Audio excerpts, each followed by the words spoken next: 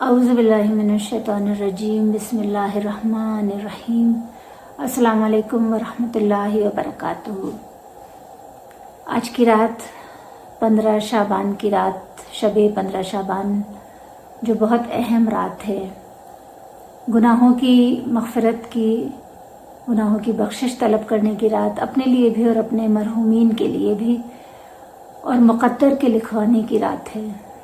آج کی رات اس لحاظ سے بہت اہمیت کی حامل ہے کہ ہمارے مرحومین ہمارے منتظر ہیں کہ ہم آج کی رات ان کے لیے کیا تحائف بھیجتے ہیں۔ ہمیں یقیناً پروردگار عالم کی بارگاہ میں اپنے مرحومین کے لیے بھی مغفرت طلب کرنی ہے، ان کے گناہ صغیرہ و کبیرہ کی، اور اپنے گناہ صغیرہ و کبیرہ کے لیے بھی پروردگار عالم کی بارگاہ میں معافی کے طلبگار ہمیں ہونا چاہیے۔ اور سب سے بڑھ کر بندوں کے حق میں اگر ہم سے کوئی غلطی ہوئی ہے، کوئی زیادتی ہوئی ہے، کوئی ظلم ہوا ہے، تو آج کی رات ہمیں ان سے معافی طلب کر لینی چاہیے، اس لیے کہ پروردگار عالم اپنے معاملے میں تو بڑا غفور الرحیم ہے، وہ گناہوں کو معاف کرنے والا ہے، وہ ہمارے بڑے سے بڑے گناہ کو جیسے چاہے بخش دے، وہ مالک ہے، وہ قادر ہے، وہ با اختیار ہے۔ لیکن بندوں کا حق اللہ نے اپنے ہاتھ میں نہیں رکھا۔ یہ اس کی عدل کا تقاضا تھا، یہ اس کا انصاف ہے کہ اس نے اپنے بندوں کے حقوق کو بندوں کے ہی ہاتھ میں رہنے دیا۔ یعنی جو بندہ اگر چاہے کہ میں اسے معاف کر دوں تو پروردگار عالم بھی معاف کر دے گا، اور اگر بندہ کسی کے حق کو معاف نہ کرے تو پروردگار عالم بھی اس کا حق معاف نہیں کرے گا۔ لہٰذا ہمیں نہ صرف آج کی رات معافی طلب کر لینی چاہیے ان تمام امور میں جو جہاں بھی ہم سے کسی بھی بندے کے حق میں کوئی زیادتی ہوئی ہے، اور اس سے بڑھ کر ہمیں آج کی رات معاف کر دینے کا حوصلہ بھی رکھنا چاہیے کہ اگر ہمارے حق میں بھی کسی سے کوئی زیادتی ہوئی ہے اور وہ ہم سے معافی طلب کر رہا ہے، اور اگر نہیں بھی طلب کر رہا تو تب بھی ہمیں پروردگار عالم کی اس صفت کو ذہن میں رکھتے ہوئے کہ معاف کر دینا بہت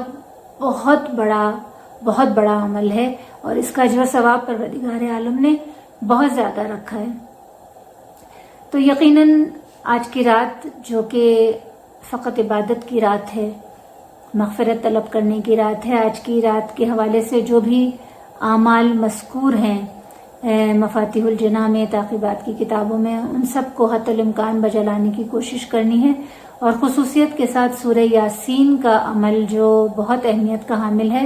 آج کی رات وہ ضرور کیجیے گا کہ 3 مرتبہ سورہ یاسین کی تلاوت کرنی ہے۔ اس طرح کے پہلی مرتبہ جب کریں تو اس نیت کے ساتھ کہ طول عمر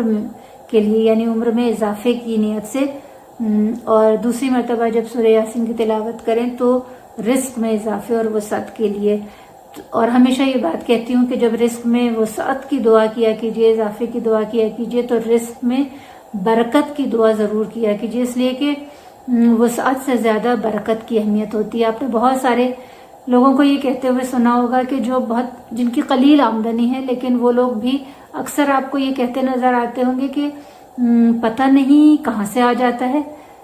یعنی ان کا رزق بہت قلیل ہوتا ہے لیکن ان کی تمام ضرورتیں پوری ہو جاتی ہیں، اور ضرورتوں سے زیادہ انہیں محسوس ہوتا ہے کہ ہمارے پاس موجود ہے رزق۔ اور بہت سارے ایسے لوگ ہیں جنہیں پروردگار عالم نے کثرت سے رزق عطا کیا ہے، لیکن آپ کو یہ کہتے نظر آئیں گے کہ پتہ نہیں کہاں چلا جاتا ہے، یعنی اس رزق میں اتنی بے برکتی ہوتی ہے کہ کثیر رزق ہونے کے باوجود پتہ ہی نہیں چلتا کہ کیسے ختم ہو گیا، اگر ان کی ضرورتیں بھی باقی رہ جاتی ہیں۔ تو ہمیشہ یہ بات ذہن میں رکھیے گا کہ جب رزق میں اور عمر میں کسی بھی چیز میں اضافہ طلب کریں، وسعت طلب کریں، تو ساتھ برکت بھی ضرور طلب کیا کیجیے۔ تیسرا جو سورہ یاسین کی تلاوت کرنی ہے وہ اس نیت کے ساتھ کرنی ہے کہ پروردگار عالم ہمیں تمام مصیبتوں سے، بلاؤں سے، ناگہانی آفتوں سے اپنے حفظ و امان میں رکھے، یعنی ان تمام چیزوں سے حفاظت فرمائے۔ آپ یقیناً جو لوگ اس عمل کو کرنے کے عادی ہیں وہ گواہی دیں گے کہ وہ پورا سال اس کے جو اثرات ہیں وہ اپنی زندگی میں محسوس کرتے ہیں۔ تو دعا گو ہوں پروردگار عالم کی بارگاہ میں، بار الہ پاک پروردگار ہم سب کے گناہ صغیرہ اور کبیرہ کو معاف فرما دے، ہمارے مرحومین کی مغفرت فرما،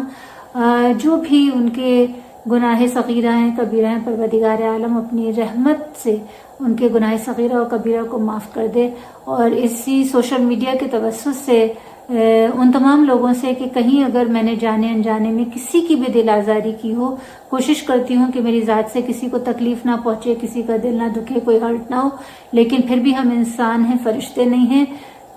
تو کہیں بھی اگر کہیں بھی مجھ سے کہیں کوئی زیادتی کسی کے حق میں ہوئی ہو